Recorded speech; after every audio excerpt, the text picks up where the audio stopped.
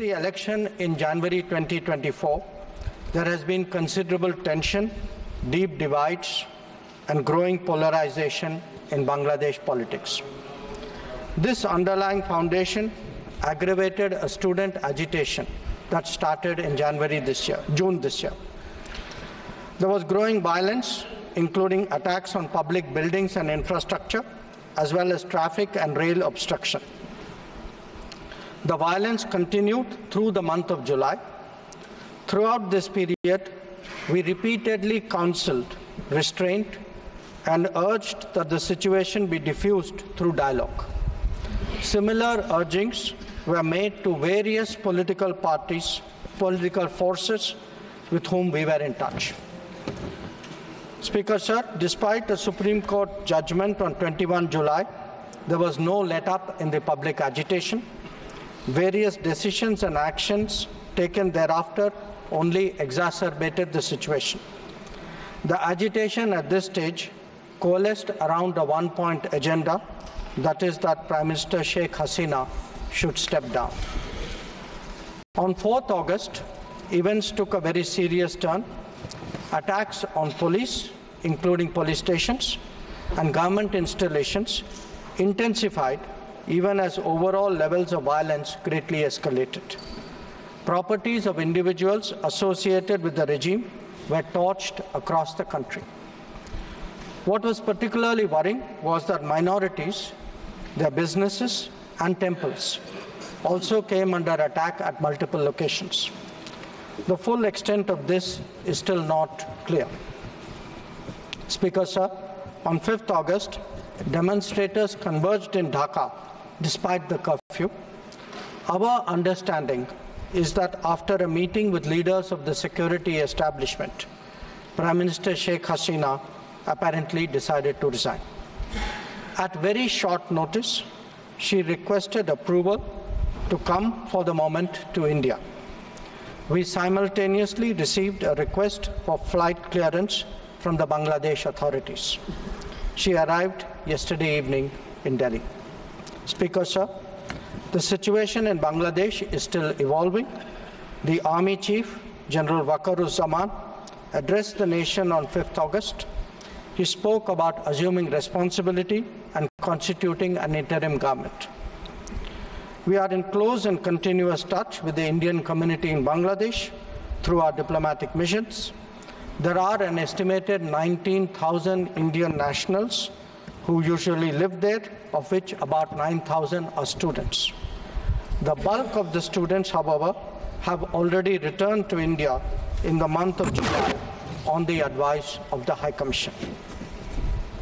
In terms of our diplomatic presence, in addition to the High Commission in Dhaka, we have assistant High Commissions in Chittagong, Rajshahi, Khulna and Sylhet. It is our expectation that the host government will provide the required security protection for these establishments.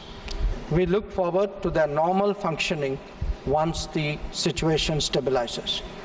Speaker, sir, we are also monitoring the situation with regard to the status of minorities. There are reports of initiatives by various groups and organizations to ensure their protection and well-being. We welcome that. We welcome that and will naturally remain deeply concerned till law and order is visibly restored.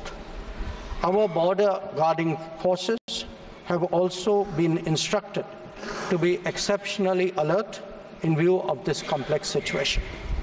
Speaker, sir, in the last 24 hours, we have been in regular touch with the authorities in Dhaka. This is the situation as of now. I seek the understanding and support of the House in regard to sensitive issues regarding an important neighbor on which there has always been strong national consensus. Thank you.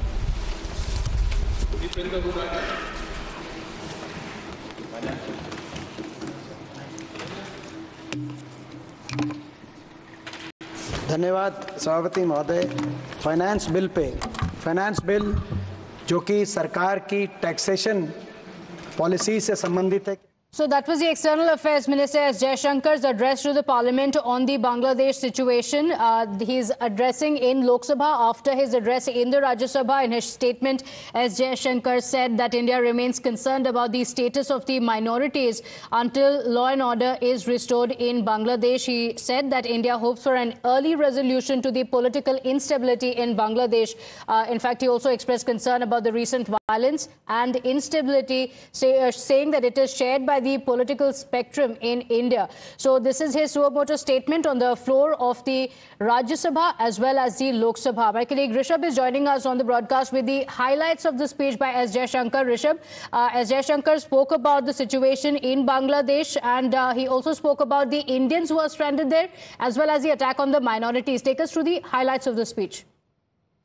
If you talk about External Affairs Minister's statement both in Rajya Sabha and Lok Sabha, a very balanced statement being made on behalf of Indian government. The way External Affairs Minister Jaishankar makes sure that every point is answered point by point is something that shows that how sensitive the situation is right now for India as well. While External Affairs Minister do inform the Parliament that Sheikh Hasina has sought permission to be in India till she gets, further asylum anyway. She was allowed, how the plane entered India, how she landed in Delhi, and how she has been here for the last 17 to 18 hours now. Apart from that, if we see the statement at all, he speaks about how his ministry, the External Affairs Ministry, through the mission in Dhaka, is in touch with various Indian community members in Bangladesh.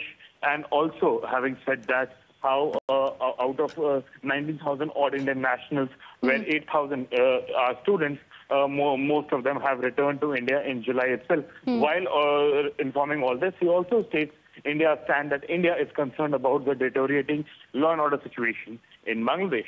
Okay, so a neutral stance being taken by India on the situation in Bangladesh.